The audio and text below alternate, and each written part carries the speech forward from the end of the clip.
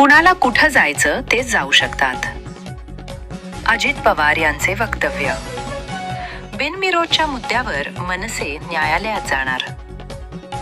संविधानाने प्रत्येकाला अधिकार दिलेला आहे. कुणाला कुठं जायचं ते जाऊ शकतात. तो प्रत्येकाचा अधिकार आहे. त्याबाबतची चौकशी करण्याचे काम संबंधित यंत्रणा करेल आणि त्याच्यामध्ये दूध का दूध, पाणी का पाणी समोर येईल, असं उपमुख्यमंत्री अजित पवार म्हणाले.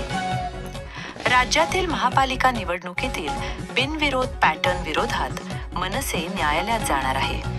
त्यावर ते बोलत होते. प्रत्येकाला, मी मगाशी सांगितलं, संविधानाने प्रत्येकाला अधिकार दिलेला आहे. कुणाला कुठं जायचंय ते जाऊ शकतात, तो त्यांचा अधिकार आहे आणि त्याबद्दलची चौकशी करण्याचं काम संबंधित जी कोण एजन्सी आहे किंवा जी कोण संस्था आहे ती त्या ठिकाणी करेल आणि त्याच्यामधनं दूध का दूध, पाणी का पाणी पुढे येईल.